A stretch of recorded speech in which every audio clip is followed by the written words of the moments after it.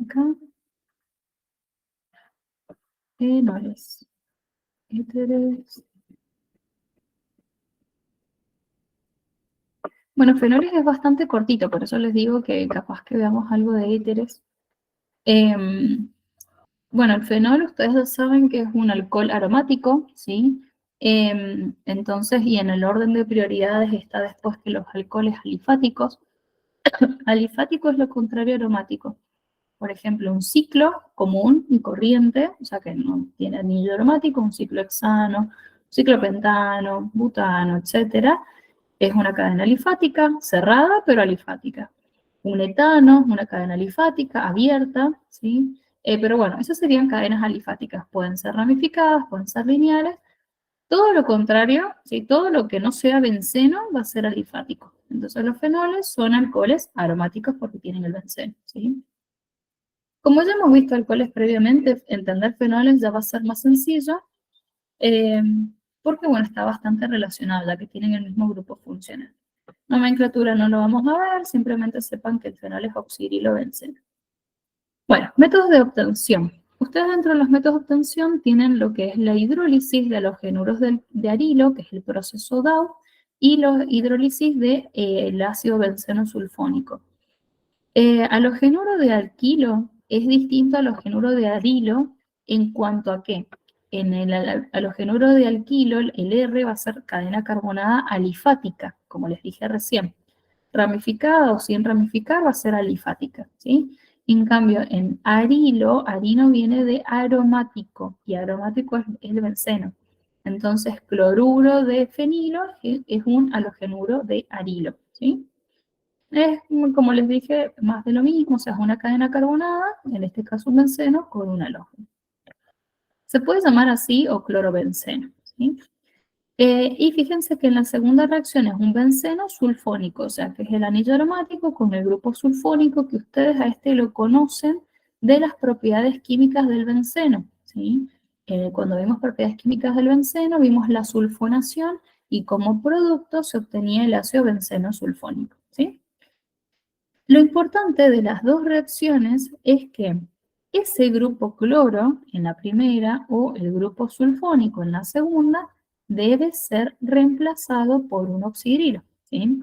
Y para ello van a ocurrir varias cosas, pero lo importante es saber que la relación entre el reactivo y los productos van a ser 1-1, ¿sí? O sea que todas las relaciones van a ser un mol. Bueno, acá justo se me cortó el anillo aromático, pero acá está bien.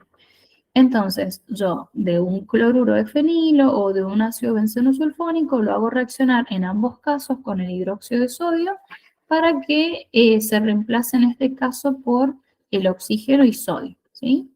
O sea, en ambos casos voy a obtener fenóxido de sodio como un producto. ¿Qué es lo que va a ocurrir? Ya sea en un medio de ácido clorhídrico o en un medio de ácido sulfúrico, en cualquier medio ácido, lo que va a ocurrir es que el sodio va a formar, si es cloruro, una sal binaria, y si es sulfúrico, sulfato, una oxosal, ¿sí? En fin, formará una oxosal. Lo importante es que se sustituye ese metano con un hidrógeno, ¿sí? Y ahí nos queda el fenol. Esta lo digo muy así nomás, así no es necesario que la veamos completa, que veamos cada uno de los productos, porque no es muy vista. Lo más importante es analizar la relación de moles y fin, ¿sí? Nada más, o sea, sepan que existe esto y que en el proceso DAO, que por ahí quizás, si lo llegaran a preguntar, como es una reacción que tiene nombre propio, saber que nuestro reactivo es el cloruro de fenilo, que obtenemos fenóxido de sodio y después el fenol. Fin, ¿sí? Con eso es suficiente. Y para acordarse del ácido clorhídrico, fíjense que acá tienen cloro y acá también. Es como que tienen el mismo halógeno, digamos. Pero no tiene nada que ver uno con el otro, ¿sí? Sino es que es para que ustedes se acuerden. Acá es sulfónico, acá es sulfúrico, ¿sí? Como para que los relacionen. Pero bueno, eso, no son muy importantes. Bueno, ahora sí, esto sí es importante, las propiedades físicas, pero ya las hemos analizado en alcoholes, así que vamos a hacer como un repaso de lo que ya hemos visto. En propiedades físicas, bueno, con esto acuérdense que tienen que relacionarlo con con las fuerzas intermoleculares, que tenemos las fuerzas de London, dipolo, dipolo inducido, dipolo, dipolo, puente hidrógeno, ion dipolo.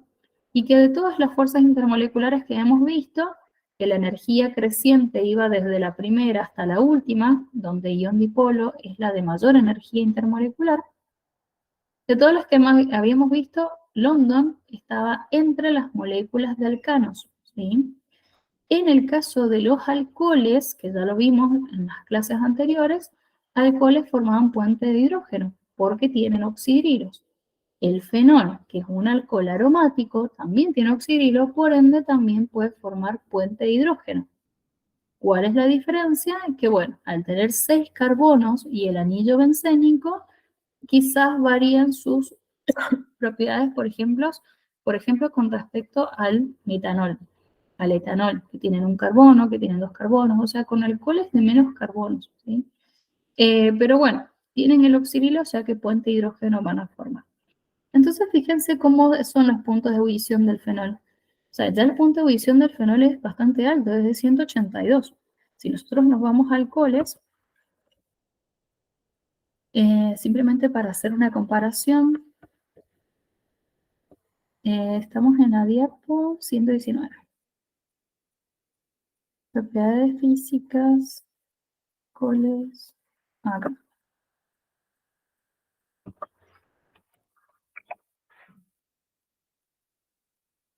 Por ejemplo, el butanol, que tiene un peso molecular de 74, o sea, el butano tiene 4 carbonos, el benceno tiene 6, o sea, este tiene 2 carbonos menos, pero tiene 118, ¿sí? O sea que también es bastante alto porque puede formar puentes de hidrógeno. ¿Sí?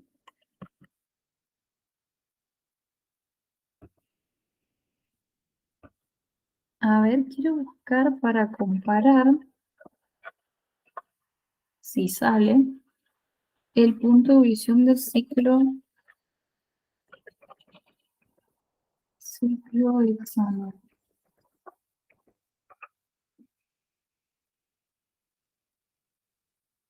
Punto de ebullición 161, ¿sí? E inclusive es más pequeño su punto de ebullición que el fenol.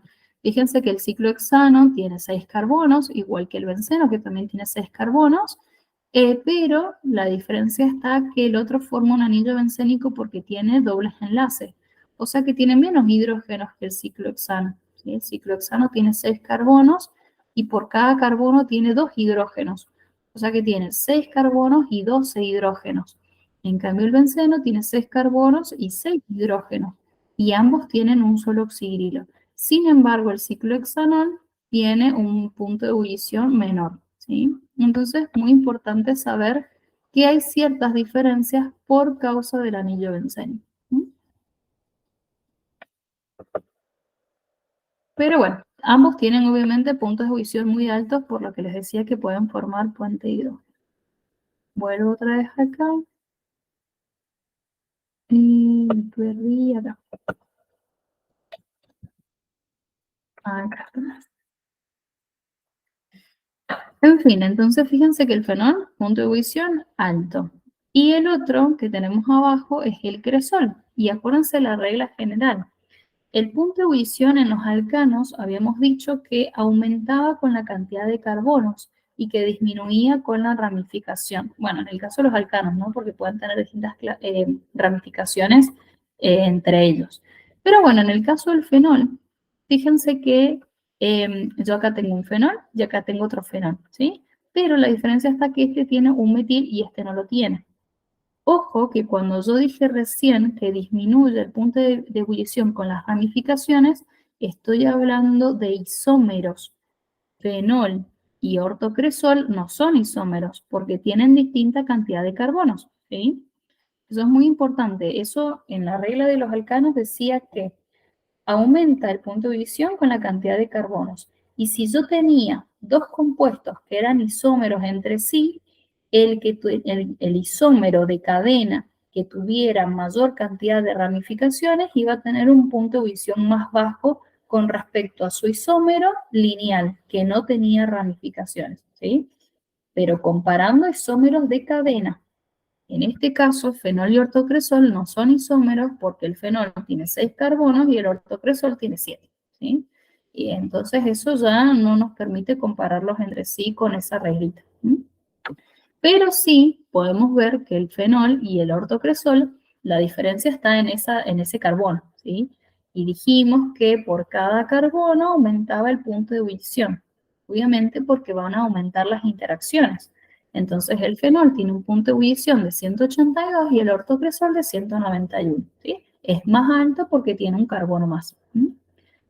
Sin embargo, a pesar de que aumenta el punto de ebullición, disminuye la solubilidad, porque habíamos dicho en los alcoholes que si aumentaba la cantidad de carbonos, que era el R del alcohol, va a aumentar la parte apolar de la molécula.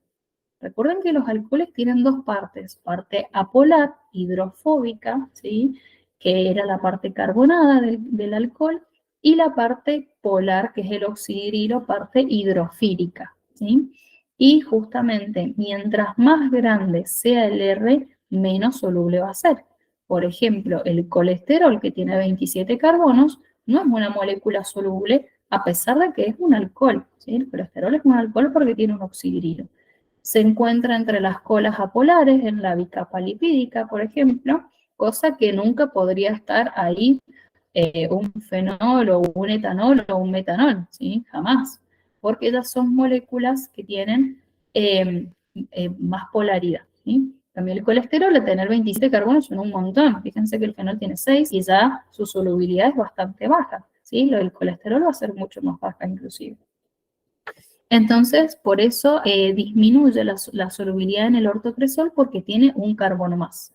En cambio, el fenol, que no tiene ese carbono, tiene una solubilidad mayor, ¿sí? Entonces, fíjense cómo son contrarios, porque si bien el punto de ebullición va a ser más alto en el ortocresol porque tiene un carbono más, su solubilidad va a ser menor, ¿sí? Bueno, eso. Bueno, acá en el cuadrito les he anotado más de lo mismo, las características del fenol, y que después las pueden leer y analizar tranquilamente. Vamos a las propiedades químicas. Y bueno, y con esto ya terminamos. Por eso les digo que es bastante cortito fenoles. En propiedades químicas de los fenoles, ustedes van a ver, digamos, propiedades químicas de los alcoholes y de los aromáticos. Como pueden ver en el fenol, tienen oxidrilo y tienen benceno. Entonces, las propiedades químicas van a ver las propiedades químicas que ya vimos de los alcoholes hace poquito, ¿sí? En las últimas clases, y después van a ver las propiedades químicas del anillo bencénico, ¿sí? Que es el fenol.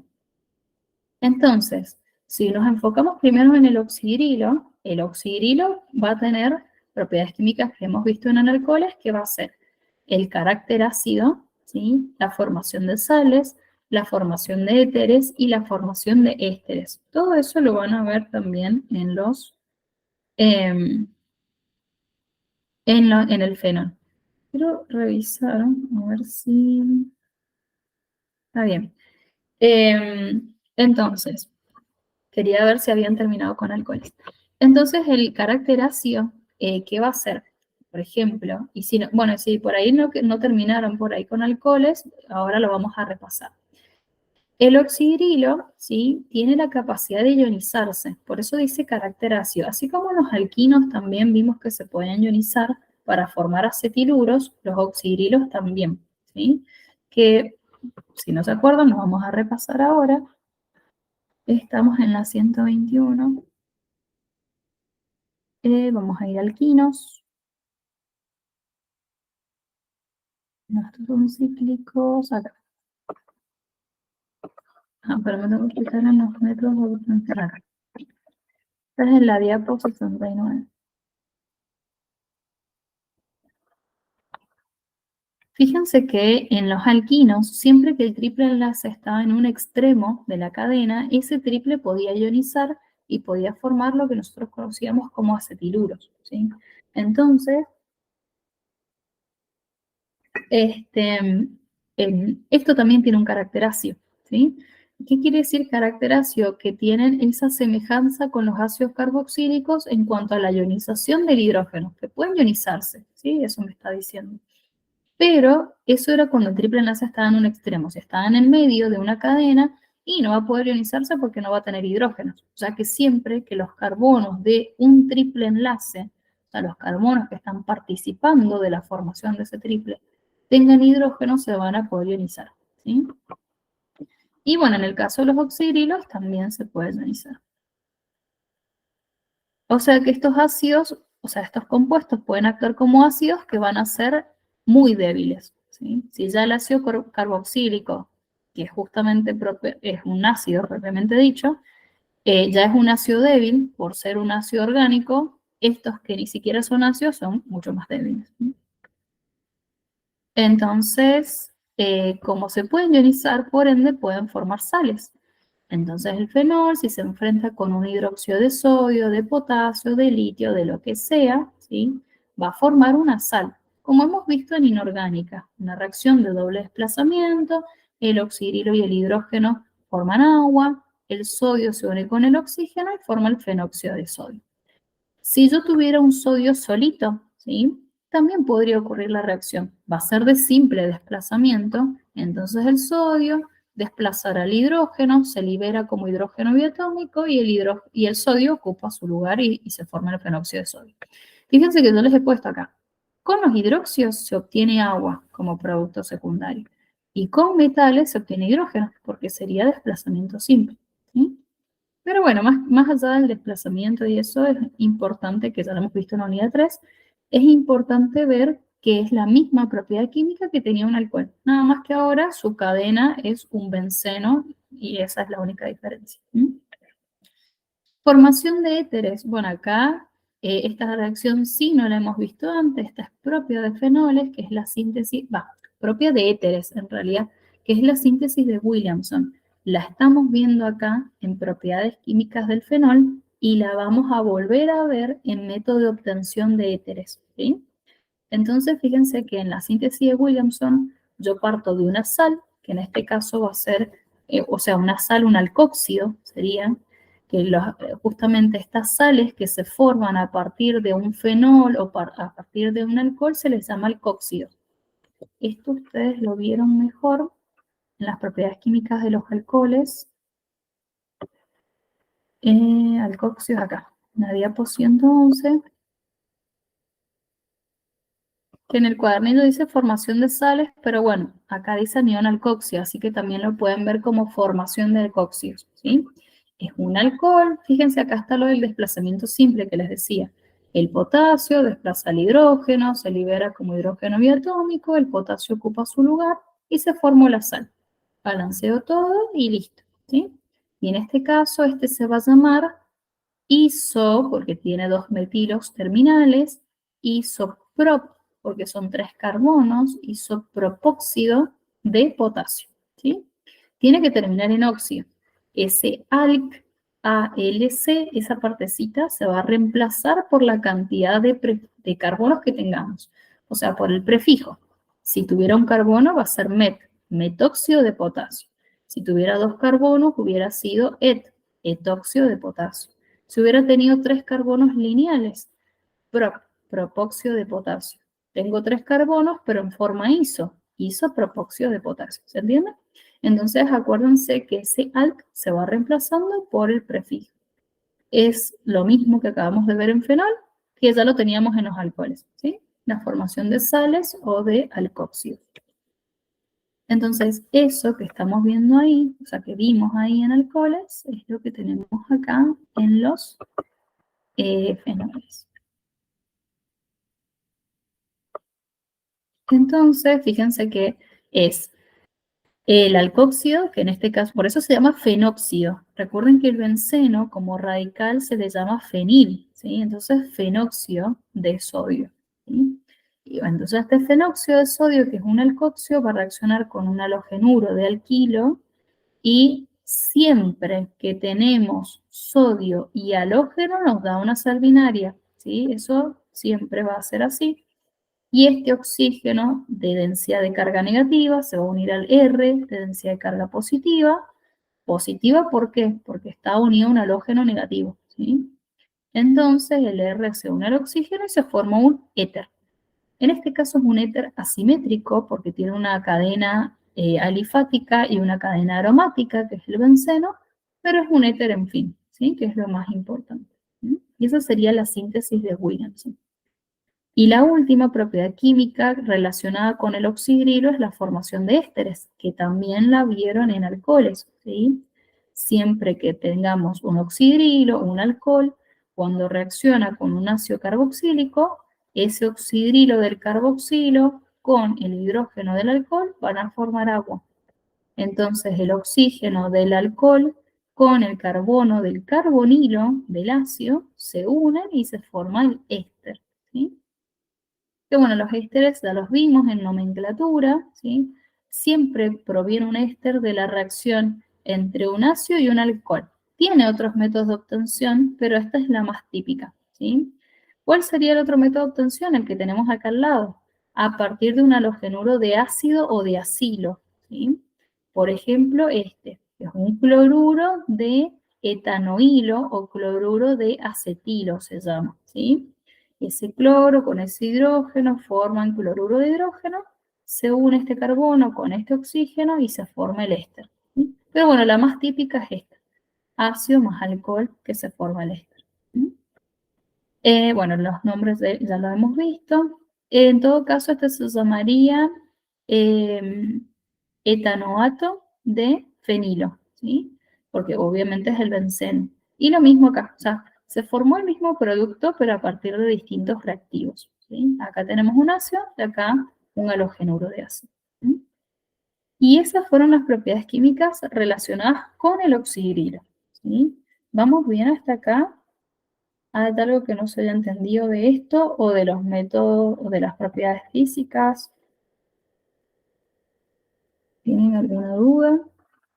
Por lo menos cada mecanismo se ha entendido por qué se rompe ahí, por qué se une así. Sí, esto se entendió. ¿Mm? Bueno.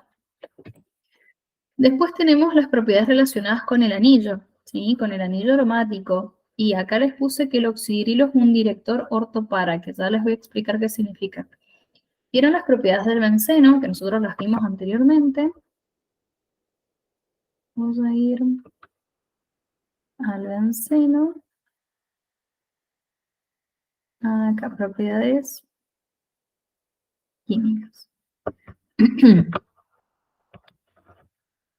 Bueno, en los compuestos aromáticos nosotros teníamos propiedades químicas, teníamos varias, bueno, la combustión, la adición, que estas no son típicas, ¿sí? No es común que se rompan los dobles enlaces del anillo aromático. Yo les dije que costaba un montón porque esos dobles enlaces no están quietitos, están deslocalizados, por eso se forma el anillo, ¿sí? Aromático. Entonces es muy difícil romper esa nube gigante de electrones, ¿sí? Se puede hacer, pero no es típica.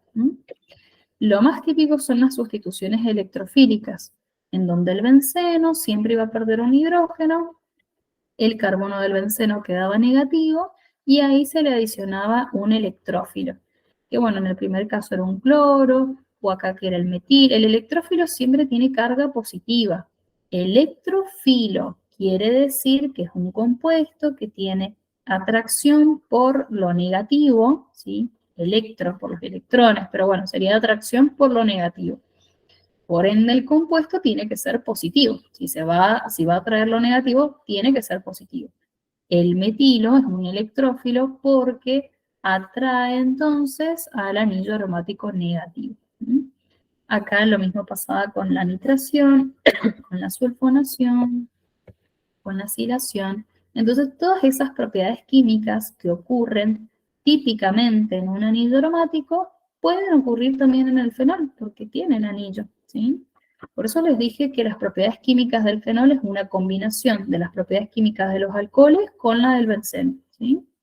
Pueden ocurrir las dos cosas, o sea, se puede atacar al oxidrilo del fenol o al anillo aromático, ¿sí? Bueno, vuelvo otra vez, 122, acá. Bueno, de todas esas propiedades químicas solamente tienen dos acá, pero pueden ocurrir todas las demás, ¿sí? Nada más que tienen dos como modo ejemplo. Por ejemplo, la nitración o la sulfonación, ¿sí? Yo tengo un fenol acá, tengo el ácido nítrico. ¿Qué es lo que va a ocurrir? El ácido nítrico no se va a ionizar, sino que se rompe. Fíjense, esta es su estructura de Lewis, ¿sí? Que lo vimos en la unidad 2. La estructura de Lewis del ácido nítrico no puede expandir su octeto porque está en el periodo 2, cosa que sí puede hacer el azufre del ácido sulfúrico porque está en el periodo 3. Y recuerden que del periodo 3 para abajo pueden expandir su octeto. Por eso que acá tiene un simple, un doble y un dativo el nitrógeno. ¿Sí? Esa es su estructura de Lewis. Cuestión que, ¿qué va a pasar? Dijimos que hay que generar un electrófilo, un compuesto de carga positiva. ¿Sí? Entonces, este oxidrilo es el que se tiene que ir con el hidrógeno del carbono en donde yo quiera sustituir el grupo. ¿Sí? Entonces, este oxidrilo se va a ir con el hidrógeno de la posición 2, que también en el sistema orto-meta-para se llama posición orto. Acuérdense que puede ser hacia la derecha o hacia la izquierda, es posición orto. Entonces, este oxidrilo con este hidrógeno liberan una molécula de agua. ¿Qué va a pasar? El oxidrilo tenía carga negativa. Entonces, el nitrógeno de este grupito queda con carga positiva y ahí se forma el electrófilo, ¿sí? Si yo lo hubiera ionizado al ácido nítrico, cuando lo ionizo, se libera un protón positivo y me queda el anión nitrato que tiene carga negativa, entonces ahí no lo podría formar. Por eso les digo que no es una ionización, ¿sí? Se va al grupo oxidrilo con el hidrógeno para formar agua. Y este N, o sea, el nitrógeno con los dos oxígenos, es el grupo nitro, que se va a sustituir en esta posición orto, ¿sí? Puede ser en esa posición o en la posición 4, que es la posición para, ¿sí? Porque es un director ortopara. Significa que el oxidrilo es el que va a dirigir dónde se produce la sustitución. Se puede producir en esa posición, en la posición 2 o en la posición 4, dependiendo de qué y de lo que me diga el problema, ¿sí? O se pueden producir en las dos posiciones. En las dos posiciones orto y en la para, o sea, en las tres posiciones inclusive, pero nunca en meta, porque el oxidrilo nunca va a dirigir a la sustitución en esa posición. O es en orto o es en para, fin, ¿sí? Es importante saber eso por las dudas que nos aparezca alguna reacción, ¿sí? Donde sea necesaria la sustitución, entonces saber que nunca va a ocurrir en meta, ¿sí? Nunca que tenga un oxidrilo. Capaz que tengamos otro grupo y bueno, ahí sí puede ocurrir en meta, pero en el oxidrilo, o sea, con el oxidrilo en el anillo, nunca, ¿sí? Entonces se puede formar un ortonitro, fíjense que el NO2 es el grupo nitro que está ahí, ortonitrofenol, ¿sí? O para-nitrofenol, ¿sí? Entonces acá les puse isómero orto, isómero para. ¿Sí? En el caso de la sulfonación ocurre exactamente lo mismo, del ácido sulfúrico, de su estructura de Lewis, saco un oxidrilo que junto con el hidrógeno de uno de los carbonos va a formar agua. Ese anión sulfónico se va a unir al hidrógeno, o sea, se va a unir al carbono, perdón, que perdió el hidrógeno, se va a unir a este carbono y se va a formar el grupo sulfónico dentro del anillo, o sea, unido al anillo aromático, ¿sí? ¿Quién de los dos es más importante? Es más importante el grupo sulfónico más que el oxidrilo. Entonces, el nombre de este compuesto no termina en fenol, termina en benceno sulfónico, porque de la tabla de prioridades el grupo sulfónico está por arriba, ¿sí? Entonces, ustedes se fijan acá, el grupo sulfónico solamente lo van a ver con el benceno, ¿sí? Benceno sulfónico, no van a ver otro. Pero bueno, por las dudas, les voy a mostrar la tablita de prioridades, acá. Entonces, ven que acá tienen el ácido sulfónico, que está debajo del carboxílico, o sea que es bastante importante en la tabla de prioridades y está muy por arriba del fenol, ¿sí? Entonces, el nombre de ese compuesto va a ser, acá, ácido ortohidroxi, acá falta el hidroxi, ácido ortohidroxi, porque ahora el oxidrilo va a ser un grupo menos importante, por ende se nombra como radical. Entonces, ácido ortohidroxi, benceno sulfónico, o para-hidroxi, benceno sulfónico, ¿sí? Porque el benceno sulfónico es más importante que el fenol. Bueno, eso. Y la última, que es la bromación, ¿sí? Fíjense que la bromación ocurre lo mismo en posiciones ortopara, puede ocurrir solamente en una posición, en dos posiciones, en las tres posiciones, como vimos recién. Lo importante es saber que se producen las sustituciones ahí, ¿sí?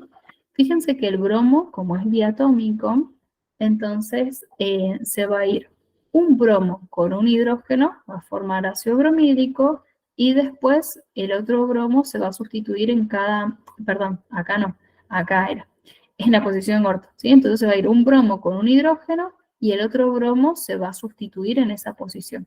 Y lo mismo hace con cada posición. El otro bromo con el otro hidrógeno, el otro bromo con el otro hidrógeno, por eso tenemos 3 moles de bromuro de hidrógeno, ¿sí? Y bueno, los otros bromos en cada posición. O sea, en total tenemos 6 bromos. 3 van a ir unidos al anhidro y los otros 3 a los hidrógenos que se van a liberar, ¿sí? Puede ocurrir, como les dije, en una sola posición, en dos, dependiendo de cómo nos diga el problema. Bueno, y esas serían las propiedades de los fenoles. ¿Alguna duda con fenoles?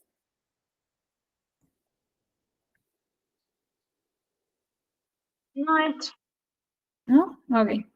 Bueno, y vamos a seguir con éteres, cosa que va a estar buenísimo que veamos éteres porque entonces vamos a estar, o sea, se van a poner al día con las demás comisiones y podemos tener una clase de TP en la semana, ¿sí? Ya sea con el profe o conmigo y así pueden hacer el TP2 en clase. Porque por ahí en la virtualidad se puede hacer el TP, pero quizás es más cómodo en la presencialidad. Igual si nos queda tiempo podemos hacer un problemita.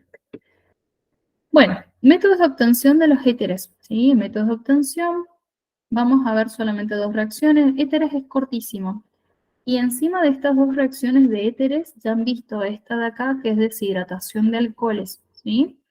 Esta ustedes la vieron en las propiedades químicas de los alcoholes. Vuelvo otra vez a propiedades químicas. 127.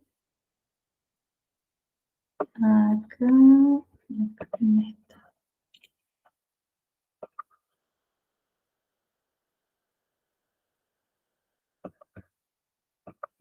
Entonces, fíjense acá en propiedades químicas de alcoholes tenían deshidratación. Bueno, deshidratación de alcoholes sería. No es necesario que miren todo esto, fíjense los recuadritos.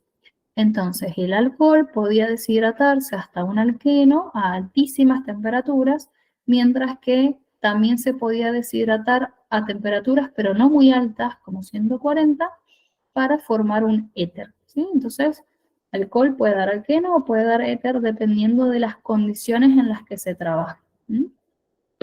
Eso más que nada, entonces justamente ustedes acá en éteres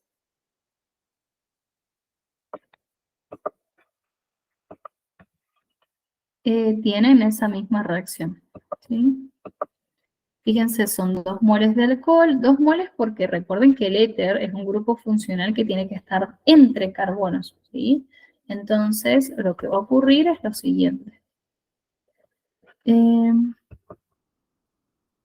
problemita acá.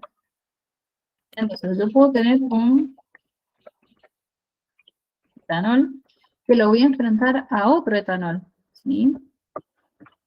Muy importante esta formación de éteres para la parte biológica. Quizás, bueno, no han visto quizás tantas reacciones en biología, pero cuando las analicen en algún momento a las reacciones, es muy típica. En glucio se repite un montón. Por ejemplo, para que se produzca la ciclación de la glucosa en glucopiranosa, por ejemplo, ahí también se pierde agua y se forma un éter. Entonces, existen varias reacciones de formación de éteres. O los enlaces glucídicos, ¿sí? Eso que dice alfa 1, 1, 4, 1, 6. Entonces ese enlace, los enlaces glucídicos también son éteres, ¿sí? Bueno, fíjense, ¿qué se produce acá cuando enfrentamos un alcohol con otro alcohol? Se va el hidrógeno de un alcohol con el oxidrilo del otro, ¿sí? Y al irse y formar agua, sacamos esto de acá, me va a quedar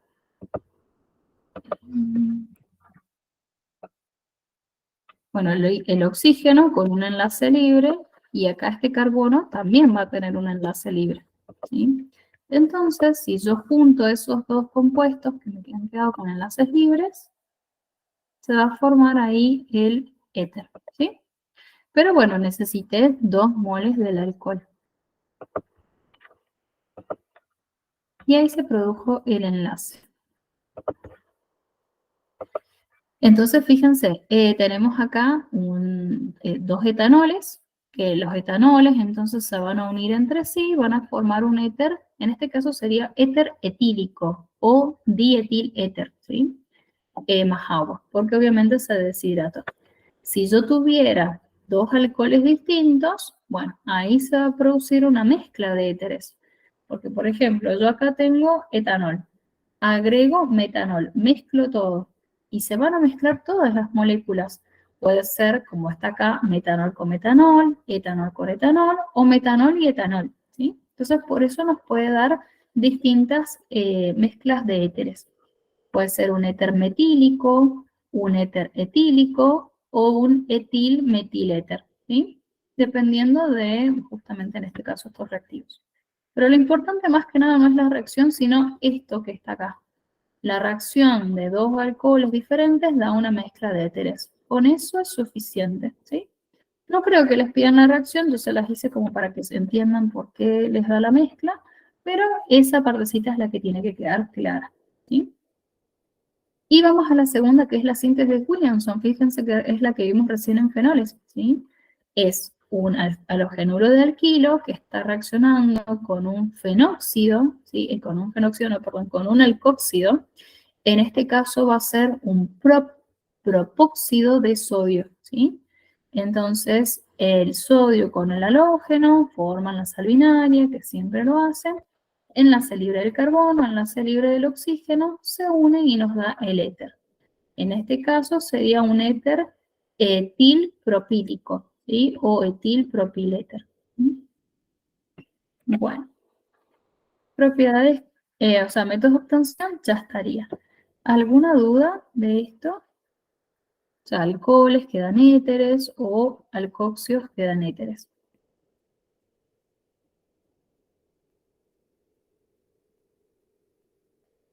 ¿Sigo?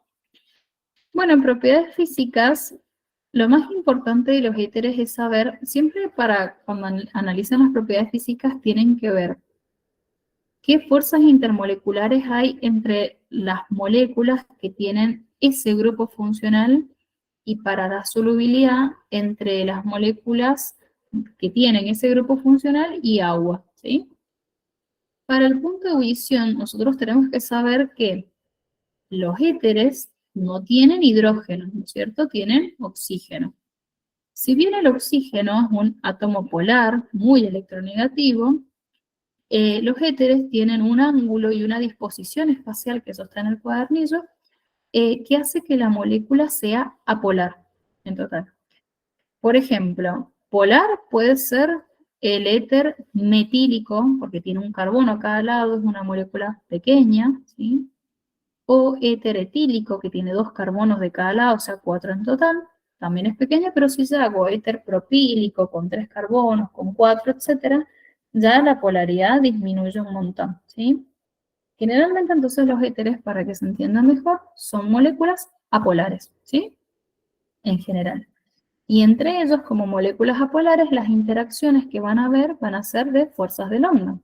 Dijimos que de las fuerzas intermoleculares, o otra vez unidad 2, tenemos fuerzas de London, fuerzas dipolo inducido, dipolo-dipolo, puente de hidrógeno y ion dipolo. De estas, las más fuertes que hemos visto hasta ahora son puentes de hidrógeno que se formaron entre los alcoholes o entre los fenoles. Por eso sus puntos de ebullición eran más de 100 grados Celsius. 118, 182, 190 y tantos, ¿sí? O sea, eran puntos de ebullición bastante altos porque son moléculas que pueden formar entre sí, alcohol con alcohol, puentes de hidrógeno, ¿sí? Pero en el caso de los éteres, como no tienen hidrógeno en el oxígeno, por ende no pueden formar puentes de hidrógeno y como son apolares formarán fuerzas de London o de otro estilo. Pero no van a ser interacciones tan fuertes como las de puente de hidrógeno. Entonces, teniendo eso en mente, vamos a ver este cuadrito. Fíjense que el pentano, alcano, fuerzas de London, porque son apolares los alcanos, punto de ebullición de 36, a pesar de que el pentano tiene 5 carbonos, ¿sí? Y el peso molecular es alto. Y eso que es lineal, ¿sí? Porque si fuera ramificado, su punto de ebullición sería más bajo. Entonces, ese pentano de 36 grados Celsius, fíjense si yo lo comparo con un éter, dietiléter. Fíjense que acá al costadito de cada uno les hice la estructura.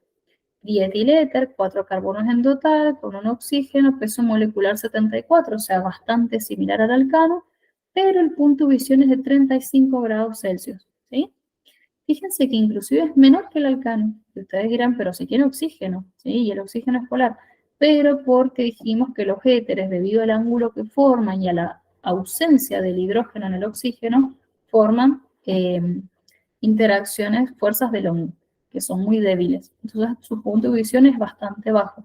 Si yo un dietiléter, que es isómero de función del butanol, fíjense, si ustedes comparan el dietiléter, tiene 4 carbonos, tiene 4 por 2, 8, más 2, 10, tiene 10 hidrógenos y un oxígeno, el dietiléter.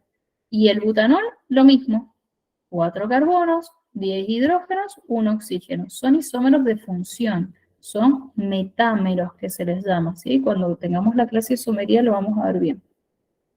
Pero en fin, a pesar de que son isómeros de función, el grupo funcional éter no tiene nada que ver con el grupo funcional alcohol, ¿sí? Y entonces el punto de ebullición es diferente. El del éter es de 35 grados Celsius y el del butanol 118, ¿sí? Entonces, una diferencia más del doble, o sea, más del triple inclusive, ¿sí? Del dietiléter. Entonces, es muy importante saber las interacciones para más o menos tener una noción del punto de ebullición, ¿sí? O sea que de los grupitos que hemos visto, estaría hidrocarburos, que son los de punto de ebullición más bajo, junto con el éter, ahí nomás, y después vienen los alcoholes, ¿sí? Ya después cuando tengamos aldehídos, cetonas, bueno, ya analizaremos sus puntos de ebullición. Pero tengan en cuenta que los puntos de ebullición van a ser muy altos cuando se forma puente de hidrógeno. ¿En qué casos? Alcoholes que tienen oxidrilos, ácidos carboxílicos que también tienen oxidrilos, las amidas que tienen grupo amino. Recuerden que puente de hidrógeno se formaba en moléculas con oxígeno, hidrógeno, nitrógeno, hidrógeno, flúor, hidrógeno. Flúor, hidrógeno no vamos a ver ninguno, pero nitrógeno, hidrógeno sí en el grupo amino. Las amidas tienen grupo amino, puente de hidrógeno. Y las aminas también. O sea que 4 son los grupos funcionales que tienen puntos de ebullición altos. Alcoholes, ácidos, amidas, aminas. ¿Sí? Los demás tendrán todos puntos de ebullición más bajos que esos. ¿Sí? Más o menos como para que razonen y no se lo aprendan de memoria.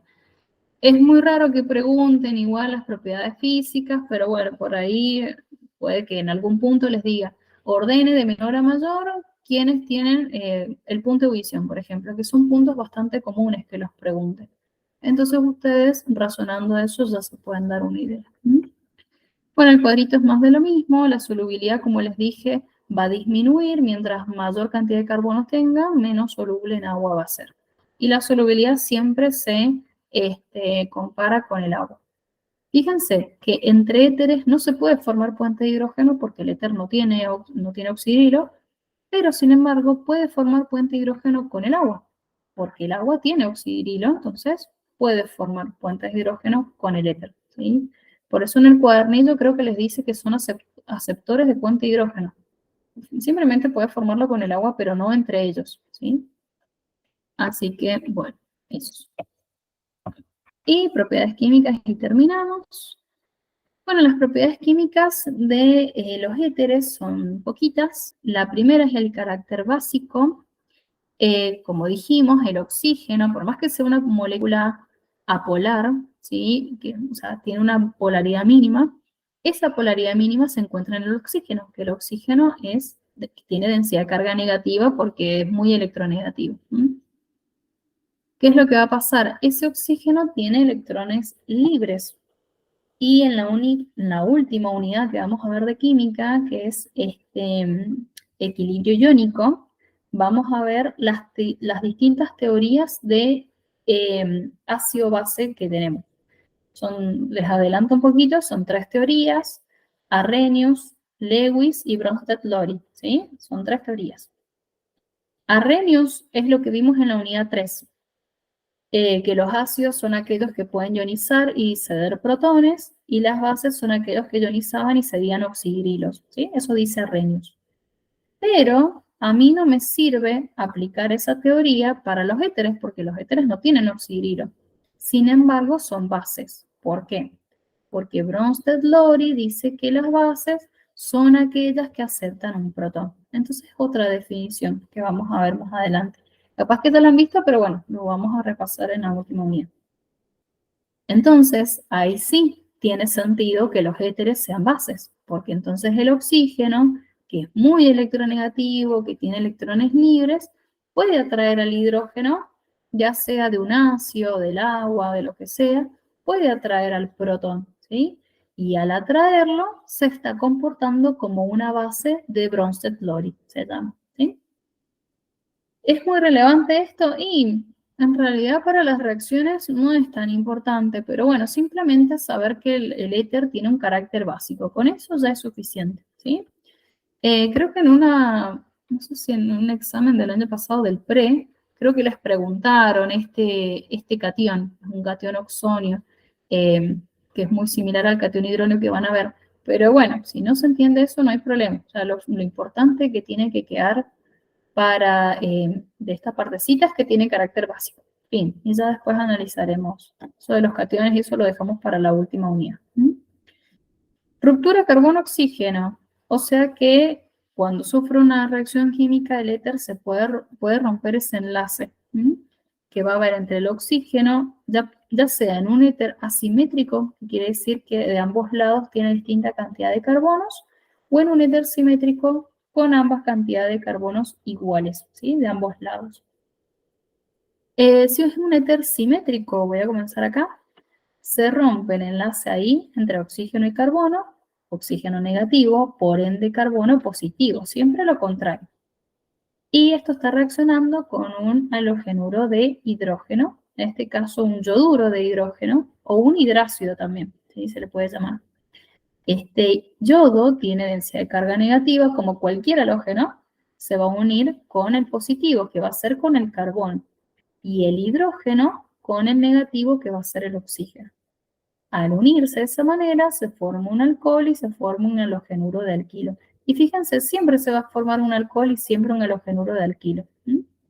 La diferencia es que si es asimétrico, si yo lo rompo, por ejemplo, esta molécula ahí en el enlace del lado derecho del oxígeno, el alcohol que se va a formar es con este carbono y este oxígeno, o sea, un alcohol de un solo carbono. Y con la otra cadena carbonada, un halogenuro de alquilo, de 2 carbonos. Si yo rompo la molécula del otro lado, del lado izquierdo del oxígeno, se va a formar un halogenuro de alquilo de un solo carbono y un alcohol de 2. O sea que en realidad varía la cantidad de carbonos que voy a tener en cada compuesto. ¿Cómo voy a saber dónde romper un éter? Y el problema también nos va a decir. Es muy poco común que haya de éter asimétricos, generalmente es de éter simétrico, ¿sí? Pero bueno, les puse el otro caso por las dudas que lo necesiten. Y la última, la oxidación, es que a partir de éteres yo puedo obtener compuestos carbonílicos, o sea, aldehídos, o puede ser cetonas dependiendo cómo sea el éter. Pero los aldehídos es lo más común, ¿sí? Entonces yo tengo un éter, se rompe el enlace a ambos costados del oxígeno, y a través de un oxidante débil, que es el dicromato de potasio, me va a dar aldehído con un carbono y aldehído con el otro, ¿sí? Y a su vez los aldehídos, acuérdense que se pueden oxidar a los ácidos. Pero bueno, hasta ahí es lo más importante. Y hemos terminado. Bueno, son el cuarto, así que tenemos 15 minutitos para ver un ejercicio.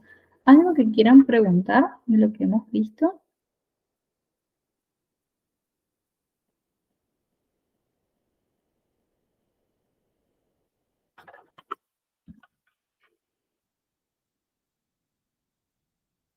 Bueno, entonces vamos a hacer un punto del TP. Bueno, en clase ya habíamos hecho uno. Bueno, grupo 7, ¿ha hecho algo de TP2? ¿O todavía nada? Todavía nada. Ok, bueno, vamos a agarrar un ejemplo. Bueno, les voy a mostrar el TP2. Tiene propiedades químicas, o sea, va enfocada a esa parte. Si quieren hacerlo, lo pueden hacer con unos apuntes al lado. Lo vamos a tratar de hacer en clase, ¿sí? Por eso quiero dejarles una clase de TP para que hagan el TP2. Pero digamos como que van a necesitar los apuntes porque son de todas reacciones. De todas maneras, el punto 1, por ejemplo, es bastante sencillo porque es de alcanos, alquenos, alquinos.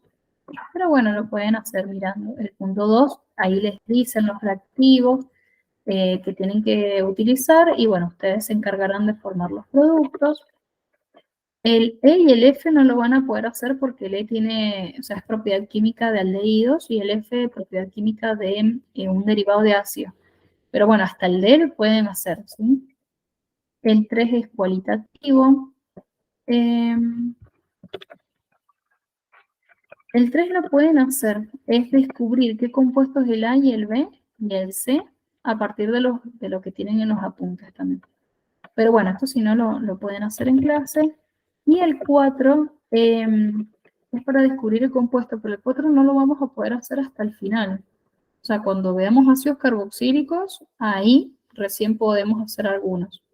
Pero bueno, por ahora no podrían hacer ninguno porque está todo relacionado con ácidos y aldehídos y todavía no hemos visto nada de eso. Así que vamos a pasar a estequiometría. ¿Tú con las chicas hice el punto 6? Vamos a hacer el punto 7. Sí, porque el 8, carburo de calcio, no podremos hacer el 8. Bueno, si tienen, les voy a pasar si quieren el otro, el 7, que lo tengo resuelto como para que lo vean, pero bueno, el 7 es combustión más que nada. Fíjense que dice queremos quemar, ¿sí? Así que se lo podrían hacer solitos.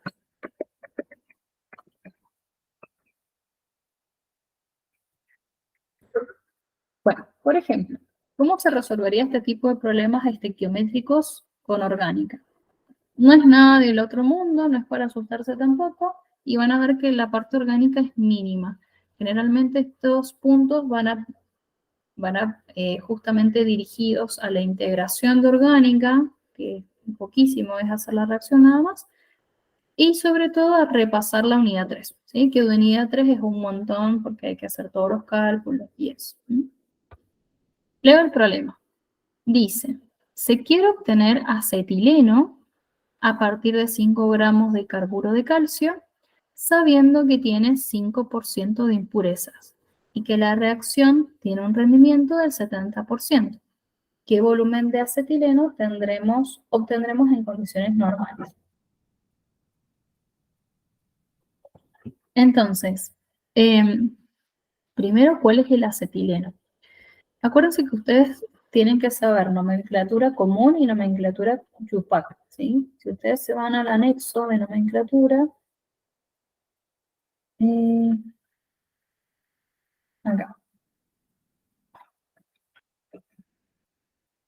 Ustedes tienen este anexo, ¿sí? Entonces tienen Yupac y común. En la parte de hidrocarburos no hay muchos nombres comunes, fíjense que es cortito, o sea, es ese cuadrito nada más. Después de aromático que tienen otros ahí, pero bueno, es bastante cortito. Entonces, lo importante es esta parte. Fíjense que el eteno, ¿sí? También se llama etileno. Propeno, propileno. Etino, acetileno. Y ahí está, ¿sí? Porque si ustedes saben la nomenclatura Yupac, buenísimo, pero si no saben la común, no van a poder formularlo, ¿sí? Y es acetileno, no acetiluro. El acetiluro es otra cosa, ¿sí? Acetileno es el etino. Ojo porque termina en eno, pero tiene triple enlace, ¿sí? Porque es común. Entonces yo leo eso que me dice, se quiere obtener acetileno, bueno, obtener, o sea que va a ser un producto, ¿sí? Ahí después hago el triple enlace. Ahí, ¿sí? Y es un etino, entonces tiene 2 carbonos nada más. Cada carbono tiene que tener 4 enlaces, ya tiene 3 en el triple, más un hidrógeno 4. Más un hidrógeno 4. ¿Sí? Ese sería el acetileno. Y me dice que esto se obtiene ahí, a partir de 5 gramos de carburo de calcio. Carburo de calcio es calcio, carbono 2. Así. ¿Sí? En donde el calcio tiene más 2 y el carbono tiene menos 1. ¿Sí? Acuérdense que el carbono tiene un montón de números de oxidación. De más 4 a menos 4, todos. Más 4, más 3, más 2, más 1, 0, menos 1, menos 2, menos 3, menos 4. ¿Sí? En este caso el carburo, uro, acuérdense que es como si fuera cloruro, bromuro, yoduro. Todos esos halógenos, cuando estaban con uro, utilizaban su número negativo. ¿Sí? Si bien carburo muchas veces significa menos 4, en este caso significa menos 1. Bueno, carburo de calcio. Esta reacción igual la tienen en los apuntes, ¿sí? En los métodos de obtención de los alquinos. Más, y no me dice nada, sabiendo qué reacción, bueno. Entonces, hasta donde a ustedes les da el problema, tienen eso. Yo tengo que pensar, a ver, para que ocurra, fíjense que acá tengo 2 carbonos, tengo que tener del lado de los productos hidrógenos, ¿sí? Entonces, hay algo acá en los reactivos que también tiene que tener hidrógeno. Y además, tiene que tener algo que me saque ese calcio, porque acá en el etino no queda calcio, ¿sí? Entonces el calcio quedará por otro lado. O sea que yo sé que voy a tener que tener un producto, a ver, que tenga calcio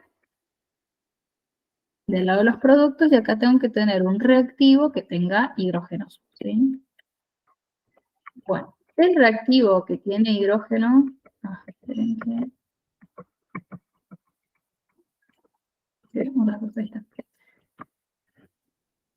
que tiene hidrógenos va a ser entonces el agua, ¿sí? ¿Qué es lo que va a ocurrir entonces? Ese oxígeno se va a unir con el calcio y se libera óxido de calcio. Y esos 2 hidrógenos se unen a los 2 carbonos y me queda el etilo, ¿sí? Ese método de obtención lo tienen acá. Por eso yo les digo que si quisieran hacer las reacciones del TP2, las pueden hacer con los apuntes. No es necesario que digan, a ver, no lo voy a hacer porque no he visto nada. Traten por ahí de plantearlo y decir, bueno, a ver, si es un acetileno, busco el acetileno. Si es un triple enlace, bueno, busco en la parte de los alquinos donde está la reacción. Sí, es como, lo pueden hacer de esa manera también. Bueno, alquinos estaba casi al final, acá. Método de obtención de los alquinos. Acá, ¿sí? Que dice a partir de carburo de calcio y está la reacción que les acabo de hacer. Está en la diapo 69. Y si no, también en el cuadernillo. Bueno, y listo, y se terminó la parte orgánica. Sí, como les dije, la parte orgánica es bastante pequeña. Hay que saberse la reacción, obviamente, pero eso. Y revisar que esté balanceado, que bueno, ya lo está. ¿Sí? Y ahora vamos a la parte estequiométrica, que va a ser datos de la reacción, datos del problema. Y acá me dice, se quiere obtener acetileno a partir de 5 kilogramos de carburo de calcio. O sea que vamos a poner acá 5.000 gramos. Manéjense en gramos porque es lo que se utiliza. ¿Sí? Kilogramos no. Sabiendo que tiene 5% de impurezas, si tiene 5% de impureza, ¿qué tendré que colocar acá? ¿Qué dato? ¿Para qué me darán las impurezas? Para saber la pureza. Bien, ¿y de 90 cuánto será? 95 puede ser. Tirar. Exacto, muy bien. Exacto, se le resta. Se le resta el 100%, ese 5. Entonces nos quedó ante el 5% de pureza. Excelente. Entonces, ponemos eso ahí. Y que la reacción tiene un rendimiento del 70%. Recuerden, pureza está del lado de los reactivos, rendimiento del lado del producto. ¿Sí? ¿Qué volumen de acetileno? Vamos acá. Obtendremos en condiciones normales. Bueno, ven que la parte orgánica fue eso nada más, y todo esto ya es estequiometría. Que estos son conocimientos que vimos en la unidad 3, cosa que está bueno repasarlo porque ya ha pasado un montón de tiempo desde que lo vimos. Bueno, entonces, ¿qué tendría que hacer primero? A ver, de lo que ustedes se acuerdan. Me da la masa de un reactivo, su pureza, me pregunta el volumen de un producto, condiciones normales y me da el rendimiento. De todos los pasos que tenemos que hacer acá, ¿cuál es lo primero que tengo que hacer?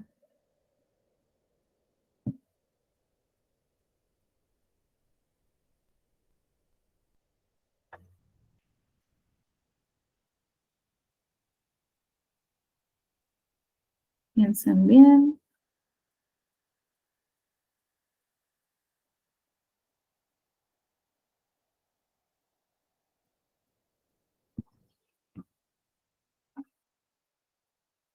Tengo la pureza, tengo el rendimiento.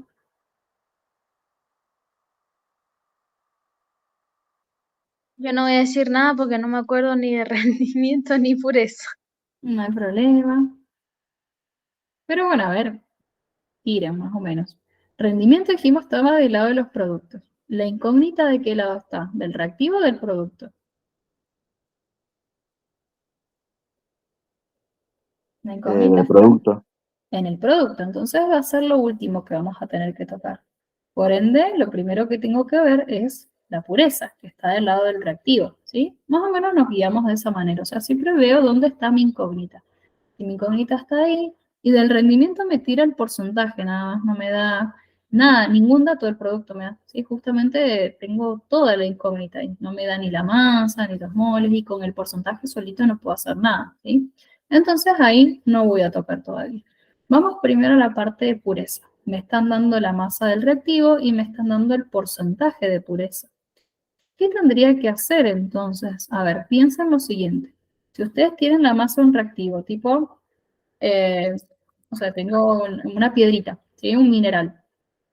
Entonces tengo ese mineral y yo sé que parte de esa piedra va a ser carburo de calcio propiamente dicho y parte de la otra será tierra, serán impurezas de otros compuestos químicos, pero bueno, de toda esa piedrita, que es el 100%, el 95% va a ser de carburo de calcio y el 5% serán de cosas extra que no sabemos y no nos importa, ¿sí? Entonces, esos 5.000 gramos, ¿sí? Del mineral van a reaccionar en su totalidad, van a reaccionar todos los 5.000 o va a reaccionar solamente una parte de eso. Una parte. Una parte que justamente es el 95%. Yo quiero transformar de ese 95%, quiero averiguar en gramos a cuánto representa, ¿sí? Entonces, ¿cómo puedo sacar la pureza de esos 5.000 gramos? Sin Eh, necesidad de saberse la fórmula, ¿cómo lo plantearía? con una regla de 3 puede ser. Muy bien, ¿cómo sería tu regla de 3? Mm,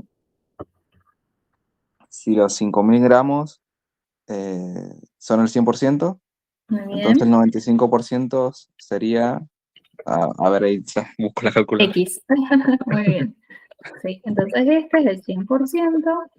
Se puede poner así o al revés, no importa. Mientras ustedes sepan con quién se multiplica, con quién se divide, no pasa nada. ¿Sí? 95%.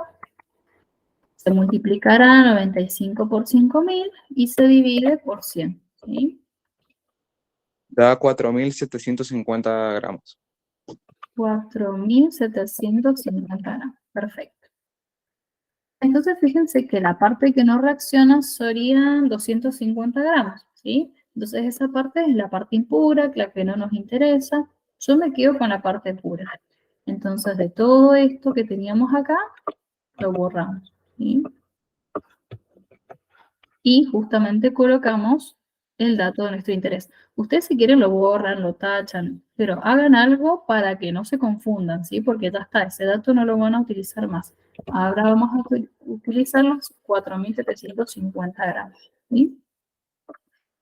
Esto lo voy a poner por acá. Con los gramos ustedes pueden convertirlo a moles y fíjense que la relación es 1 a 1 entre reactivo y producto, o lo pueden trabajar en masa, ¿sí? Acá tienen la masa, después averiguar la masa de otra, o directamente con gramos y litros, como prefieran. De cualquiera de las maneras posibles pueden calcular. Lo importante es que lleguen al litro, ¿sí? Como sea que lo hagan, con moles, con gramos, etc. Yo lo voy a hacer de dos maneras distintas para que vean. Por ejemplo, si lo quiero hacer de manera directa, digo, bueno, ya tengo los gramos acá, yo necesito saber el dato en litros acá. ¿Por qué lo puedo hacer de manera directa? Porque está en condiciones normales. Y yo sé que en condiciones normales, un mol tiene el volumen de 22,4 litros. ¿Sí? Entonces, por eso lo puedo hacer de manera directa. Si no está en condiciones normales, y seguro que voy a tener que aplicar la fórmula del gas ideal, calcular los moles y eso, ¿sí? Pero bueno, como está en condiciones normales, se puede hacer de manera directa. Entonces yo sé que acá tengo un mol del reactivo, que en gramos sería la masa molar. Sería 40 de calcio más 12 por 2, 12 por 2, 24, más 40, 64. ¿Sí? 64 gramos sería la masa molar de esto. Como tengo un solo mol, es 64. ¿Sí? Si tuviera 2 moles, lo multiplico por 2, si tuviera 3 y así. ¿Sí? En este caso lo dejamos así. Y lo mismo hago con esto, pero en litros, porque yo tengo un mol del alquino, pero necesito los litros, que es lo que me está pidiendo. Entonces, como es un mol y en condiciones normales, 22,4 litros. Y bueno, ya ahí tengo la reglita de 3. Esta es la forma directa. Si no lo entiendo así, bueno, pasamos a la forma de moles. Entonces digo, bueno, me gusta más en moles. Listo, lo pasamos a moles. Recuerden la fórmula. El número de moles es igual a la masa dividido la masa molar, que es 64. Y ojo, la masa molar que va en la fórmula nunca se multiplica porque es la masa molar, ¿sí? Lo que yo estoy colocando en la reglita de 3 que les dije que se multiplica por 2, por 3, por 4, por la cantidad de moles que tengamos en la reacción, es masa, no masa molar. Acá coincide con la masa molar porque tenemos un mol, ¿sí? Pero siempre se calcula la masa. Por eso, o sea, acá sería 64 gramos por mol por 1. Por eso se pone 64 gramos directamente, ¿sí? Pero siempre es la masa, que no es lo mismo que masa molar. Masa molar es de la fórmula nada más. Entonces, nunca me vayan a multiplicar la masa molar que va en la fórmula de número de moles, ¿sí? Porque es la que ustedes calculan de la tabla directamente, sin multiplicar nada. Sin importar que sean 2 moles, 3 moles, 4 moles, no me importa. Yo coloco la masa de la fórmula, ¿sí? Porque está en esta formulita, el número de moles igual a la masa igual a la masa molar, ¿sí? Me lo está diciendo. En la regla de 3 se coloca masa, no masa molar. ¿Sí? Coincide porque hay un mol, pero es masa. Bueno, eso.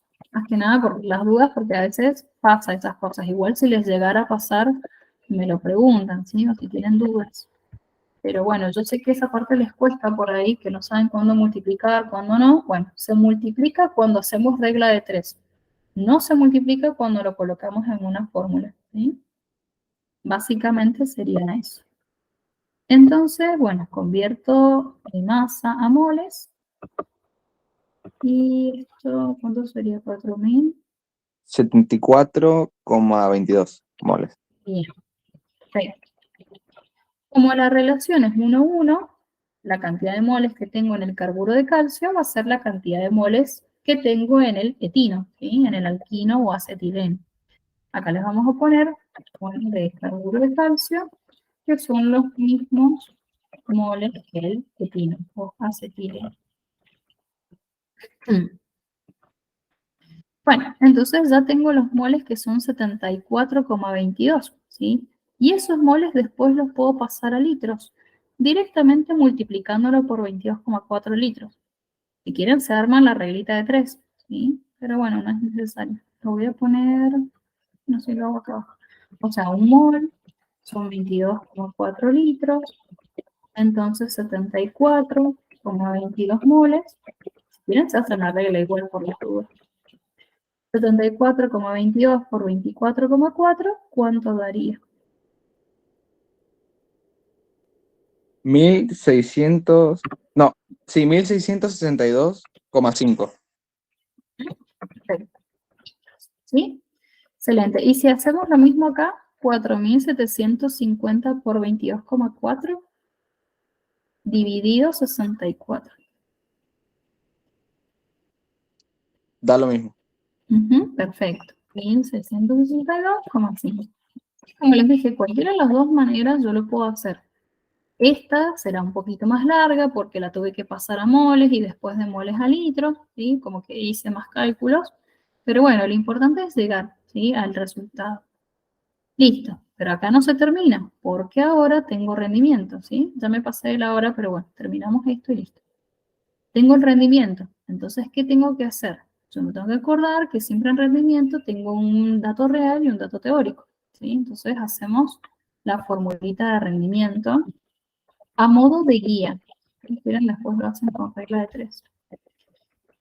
Recuerden que es dato real y dato teórico del producto, ¿sí? Purezas para el lado de los reactivos, rendimiento del lado del producto. Sí. De acá nosotros habíamos hecho una esquemita, si se acuerdan, de rendimiento, que dijimos que siempre el dato real se saca del enunciado del problema. ¿Sí?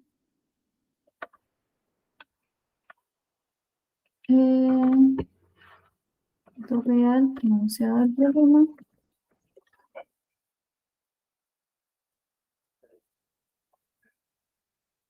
No sé, le vamos a poner, ¿sí? En este caso, si yo miro el problema, nunca me dio ningún dato. Por ende, no tenemos el dato real. Y el dato teórico es el que se conecta con el reactivo.